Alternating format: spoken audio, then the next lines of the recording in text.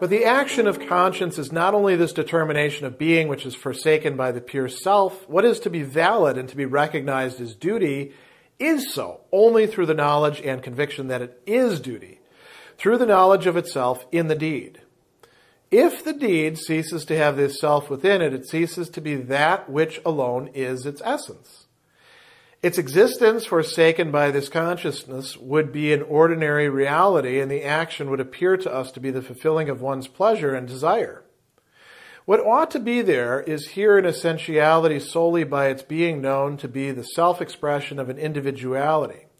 And it is this being known that is acknowledged by others and which as such ought to have an existence.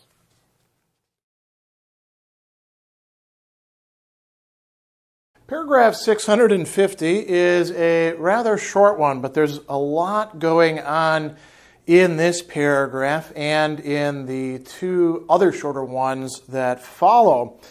So it begins by saying the action of conscience is not only this determination of being which is forsaken by the pure self. And that's, a reference to something that we've seen running throughout this discussion of morality, and we're going to see it appear once again.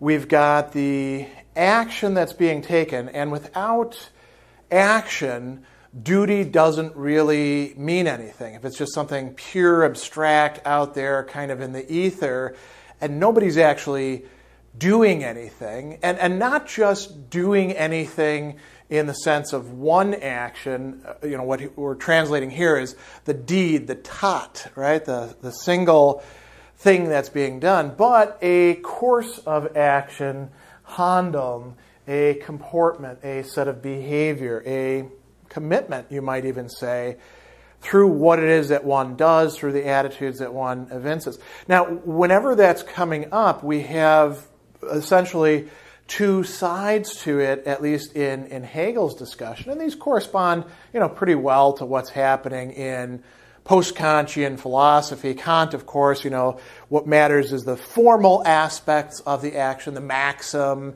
what it is that you're doing in the most general way. You actually want to try to avoid as much as possible considering the particulars, the determinate stuff, who you happen to be.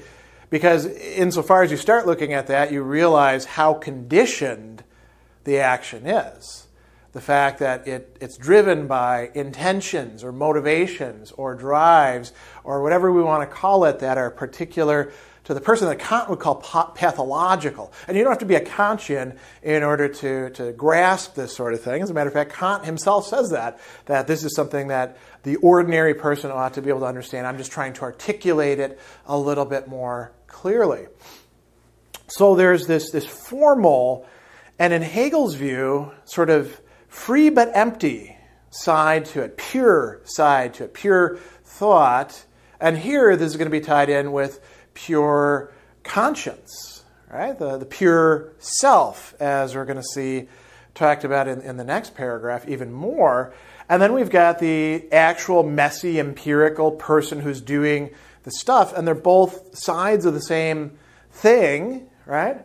And so conscience itself is acting and determining being, and this, like he says, is forsaken by the pure self. And then he's got this next sentence that I thought was really important to highlight.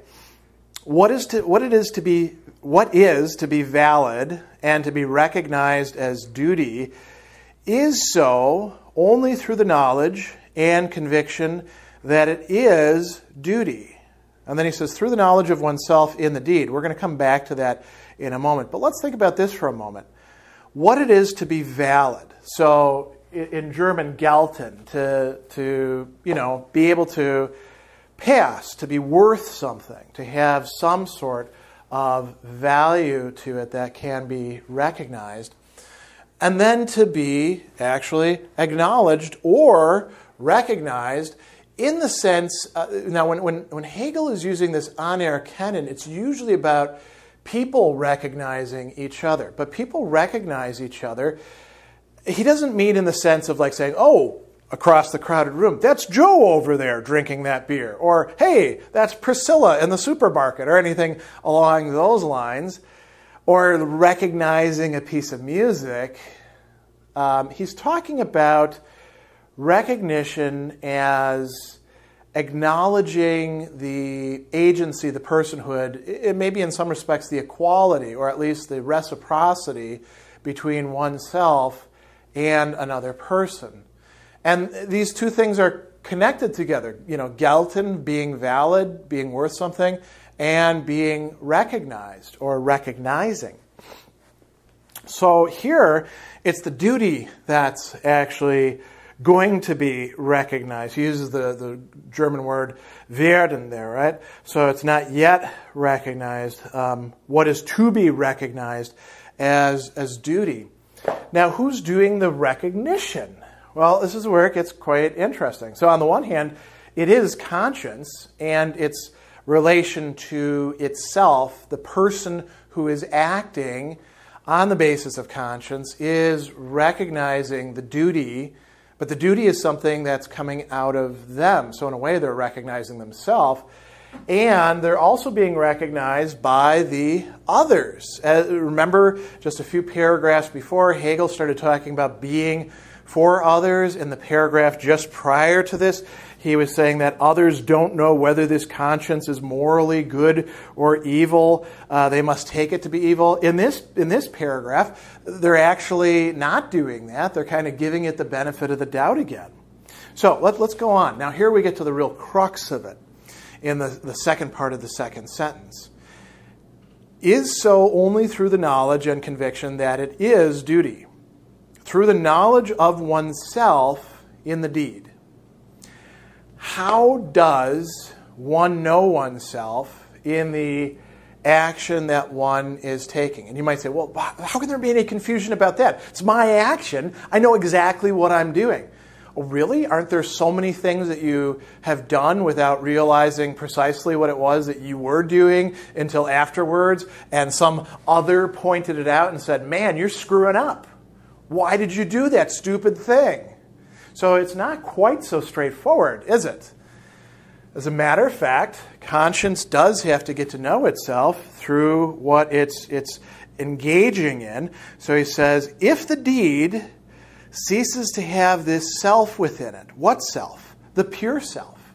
If the deed doesn't have that within it, then what happens? It ceases to be that which alone is its essence. So we're drawn to this, again, formal characteristic of the action. I realize myself as not just doing things because I'm a selfish bastard, or because I'm in love with this person over here, or because I have this particular background, or because of some other more particular determination, but because it's the right thing to do. I recognize it as the right thing to do.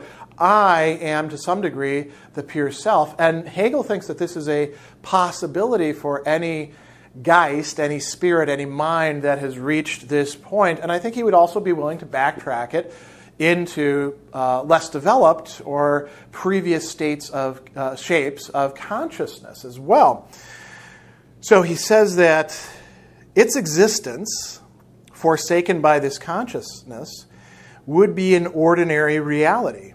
And the action would appear to us to be, now notice, appear to us to be the fulfilling of one's pleasure and desire. So, and we could substitute other things there. It could be the fulfillment of one's revenge. It could be the fulfillment of one's brainwashed duty and one's willingness to follow rules, or one's people-pleasing, or whatever it happens to be.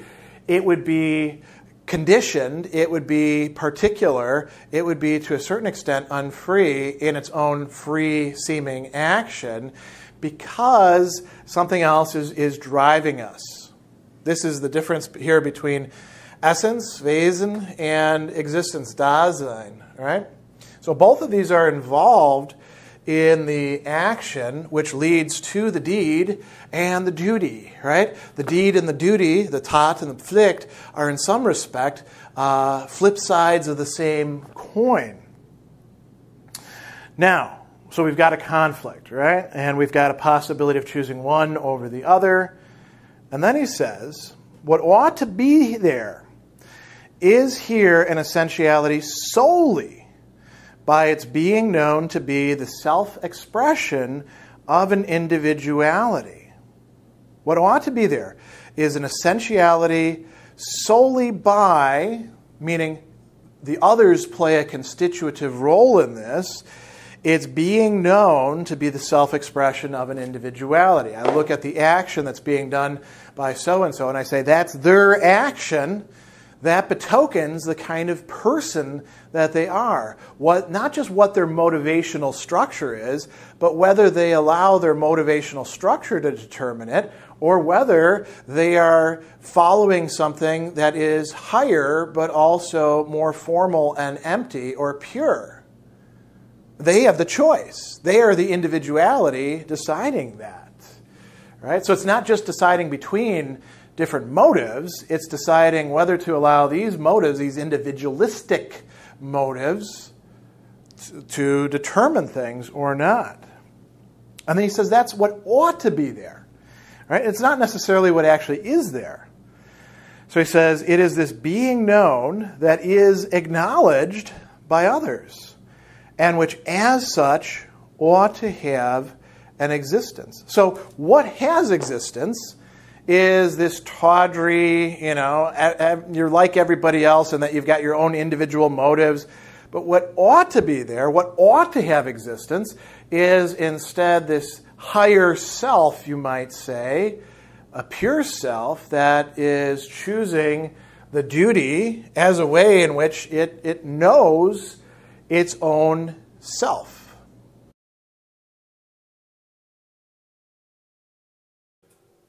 The self enters into existence as self. The self-assured spirit exists as such for others. Its immediate action is not that which has validity and is actual.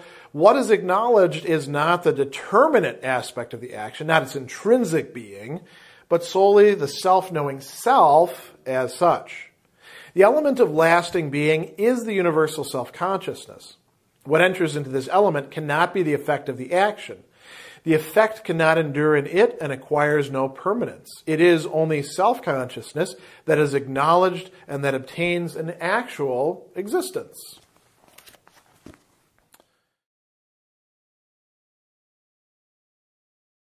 This short paragraph, 651, continues the movement begun in paragraph 650, or let's say the heavy distinction, the highlighting of this bifurcation within the self and its action in relation to duty, so the moral self, of what we might call the empirical and the ideal sides, if we wanted to use somebody else's terminology. Hegel here is going to talk about the difference between the self-knowing pure self and this motivated individual acting self, which are both what we are.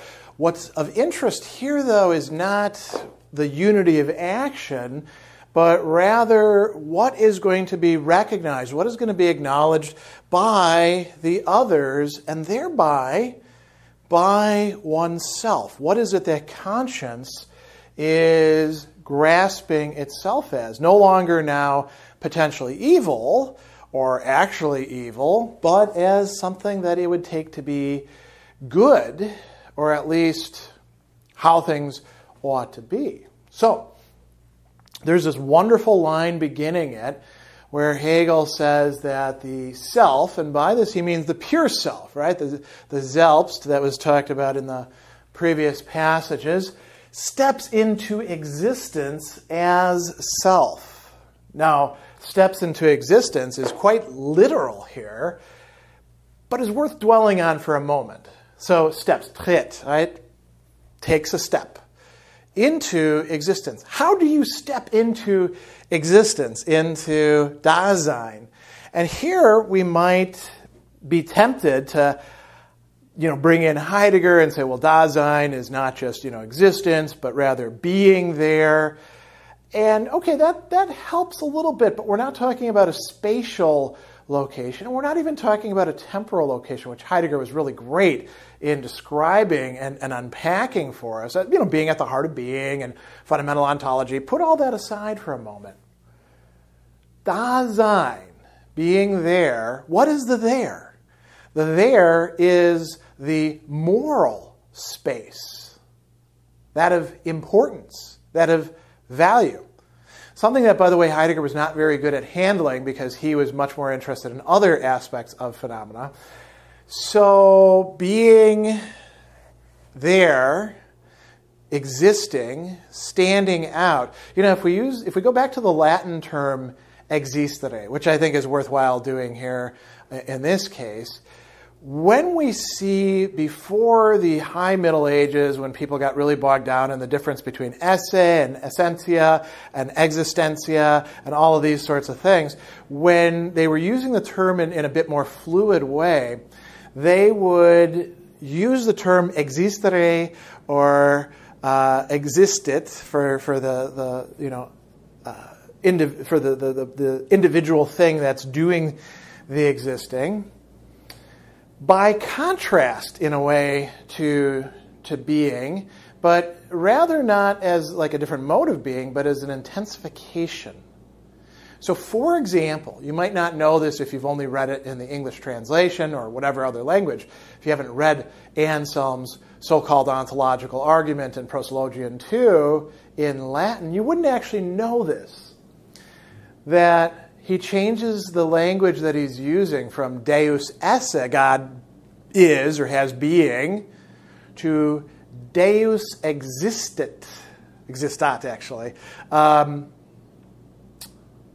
God in God's existence stands out. So stepping into existence is like coming into prominence. It's like, we could use Heidegger here. It's like coming out of concealment, aletheia, in the old notion of truth. So the pure self steps into a kind of prominence of existence. It steps into a way of existing that says, here I am. And how is it able to do that? It's able to do that because of the others supporting it, because it has the others already, in a certain respect, connected with and perhaps even within it, giving it, its chorus or its support or something like that. And that's happening in what here Hegel is calling universal self-consciousness. So there's a lot wrapped up in this first phrase.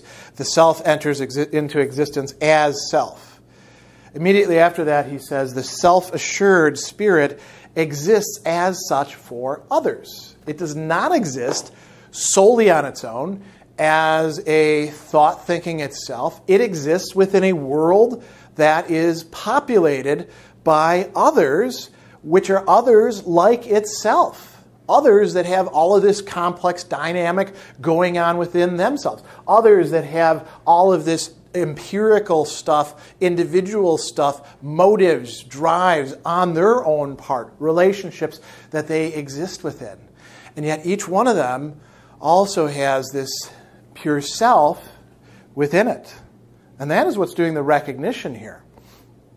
So he says, the self-assured spirit exists as such for others. Its immediate action is not that which has validity and is actual. Its immediate action, unmittelbare, right? So it's not just immediate like what it's doing just right now. It's action considered without mediation, just as sort of like a bare fact, right? And he goes on and he says, what is acknowledged, what is anerkannt, right? This key thing running throughout the entire Hegelian dialectic and development, anerkennen. What is acknowledged is not the determinate, das Bestimmte. Here it's the determinate aspect of the action. The German is a little bit more direct, das Bestimmte.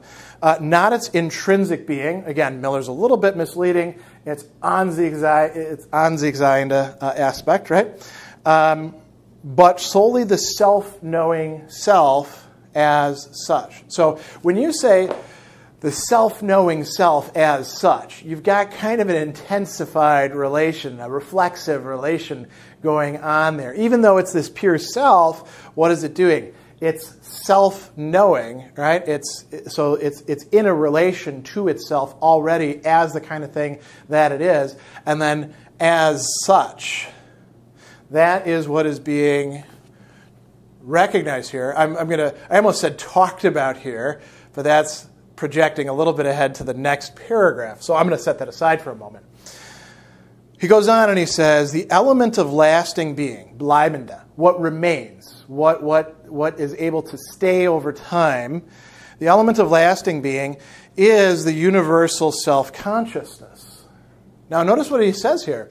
He doesn't say universal spirit. He doesn't say the universal reason. He doesn't say the universal consciousness. The universal self-consciousness. We're going back again to that whole self-consciousness section, which definitely was not, summed up in Master and Slave, but only started off with that. And we're seeing this dialectic of recognition playing its central role, being developed, being worked out further in this morality section of Spirit.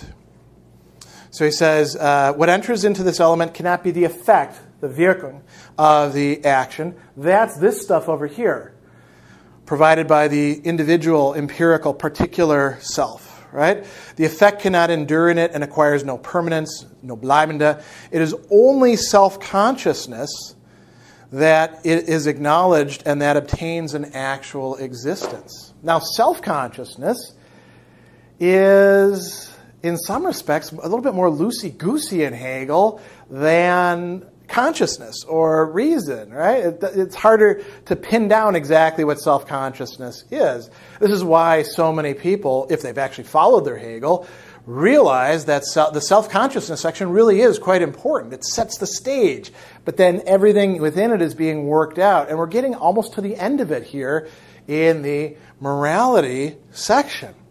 So the self enters into existence as self. That is what we're going to be looking at now as what is being acknowledged. The one last thing I want to point out is that Hegel here is talking primarily about the self-knowing self being acknowledged as, through universal self-consciousness by others. It's worth remembering that every one of these others is also hungering, Begierde, right? Desire is at the bottom of self-consciousness, for that recognition as well. We don't want to slip into a sort of selfish, one-sided recognition any more than we did in the master-slave dialectic.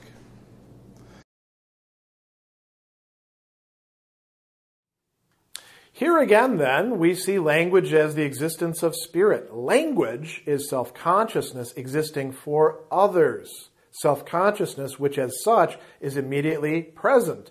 And this self-consciousness is universal.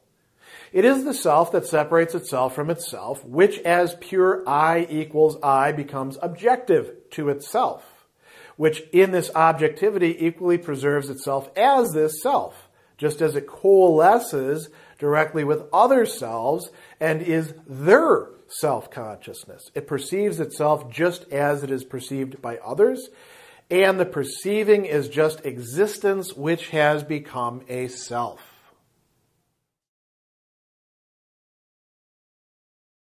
When we're thinking about linguistic philosophy, philosophy of language, philosophy even that's attentive to language, we don't typically think that much about Hegel as such, although we often do think about people influenced by Hegel, don't we?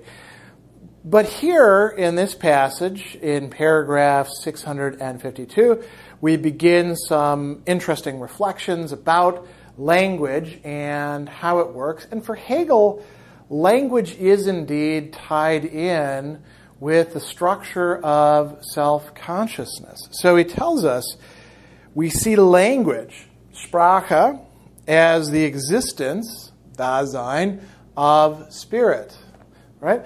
These are some important declarations on the part of Hegel, especially since he just talked about the self stepping into existence. How is it stepping into existence?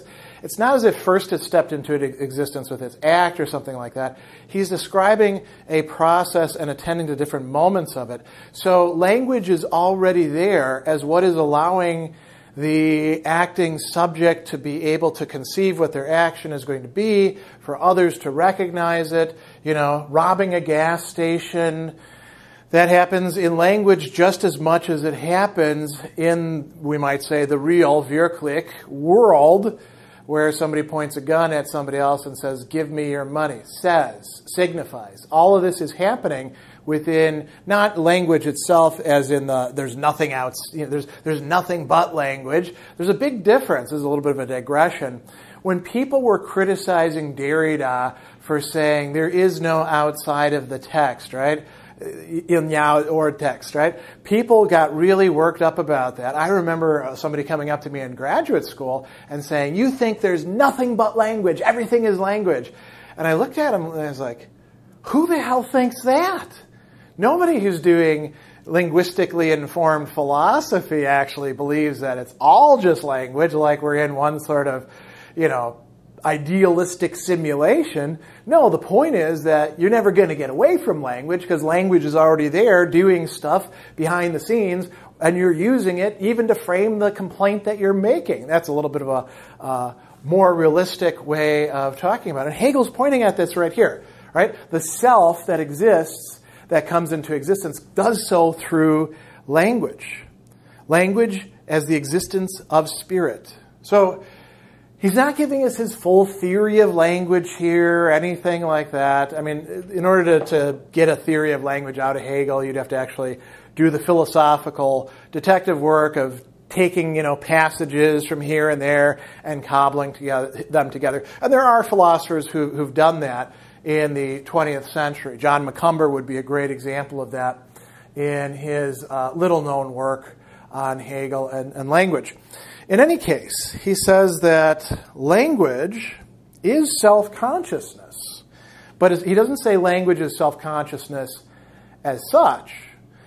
Self-consciousness existing for others. Für andere in the German, right? And that's right there at the very start of that phrase. Language is for others existing self-consciousness. If we're looking at the lexical order. What does that mean? Language is revealing to us a very important aspect of self-consciousness. Hegel thinks you can't have self-consciousness all by itself anyway. It doesn't make sense. Self-consciousness always has the other involved with it. Even if it killed off every single other in the universe, it would still have those others haunting it. Language is part of the way that happens. So he goes on and he says, language is self-consciousness existing for others, right? And self-consciousness, which as such, now here he says a couple interesting things, is immediately present. And this self-consciousness is universal. Okay, so how is language present at every point? Here's where we really need to go beyond the text and think about what modern linguistics has told us about language. Language is, in fact, like a network or a structure that is never completely finished and yet exists at every point. And that's why we can actually speak a language and go from language to language, right? So within, we might call it capital L language. And all of this is possible because, in a certain sense, it's virtually present at every point. It's also universal. One of the insights that Hegel has is when you make something into a word, you do start to invoke the universal. Even if you say something like, this particular thing. That's interesting, isn't it? Which particular thing do you mean? This particular thing? Or this particular thing? Or this particular thing. See, words like particular are actually quite general, aren't they, right? And we don't want to get all Platonic or deconstructionist and say, well, they're, so therefore they're not pure or anything. No, we have to work with them. That's the language that we have to work with. Same thing with action, right? Action, handeln, behavior, that's a very, very general term that we've been using as we're going through this entire section in the phenomenology. And yet it applies to this action right here of me putting out my hand and now closing it and now pointing at you. All of those are instances. There's a universal there. You see what I'm saying? Now, he goes on and he says that language, and here's, he's being a little metaphorical, right?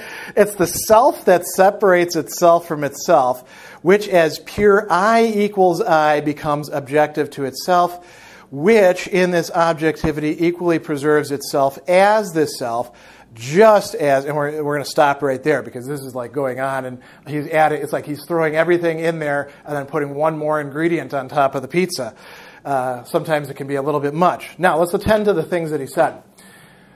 I'm going to come back to the self separating itself, all that verbiage in a second. The I equals I. So this is pure identity, right? But it's an identity that realizes itself as identity. And here it becomes objective. The word objective is translating gegenständliche. Gegen, against, right? Things that are being set apart from each other. So the I equals I is not a fusion, but rather a separation out into things that are the same, but now are opposing each other. That's part of the notion of objectivity here. So then he says, in this objectivity, it equally preserves itself as this self, right? That's what allows it to have what in the last paragraph was talked about as remaining or staying there, bleibende, right? So that's important. Now, let's attend to this little passage. The self that separates itself from itself. Sich von sich selbst abtrennende, slicing off, pushing away, selbst. So there is a self that is taking itself and slicing or cutting off, separating that self from its self. You might say, how the hell do you do that? Well, this is something that we do all the time without realizing it. Hegel's just put a name to it. Hegel's just brought it into language. So, the other thing that's important here, he says that it coalesces directly with other selves and is their self-consciousness. This doesn't mean that the individual person is coalescing with other selves. Language is doing that. Language spreads itself out not just within me, but you and all the rest of us that speak this language and understand it. So here Hegel talks about perception. Vernehmen, he says, it perceives itself just as it is perceived by others, and the perceiving is just existence which has become a self. Vernehmen, grasping, another way of talking about apprehending.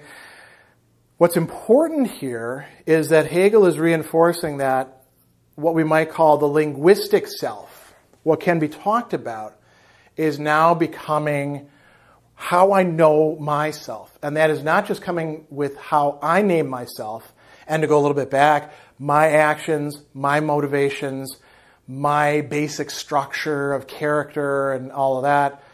It's also how the others are interpreting me and how they're naming me.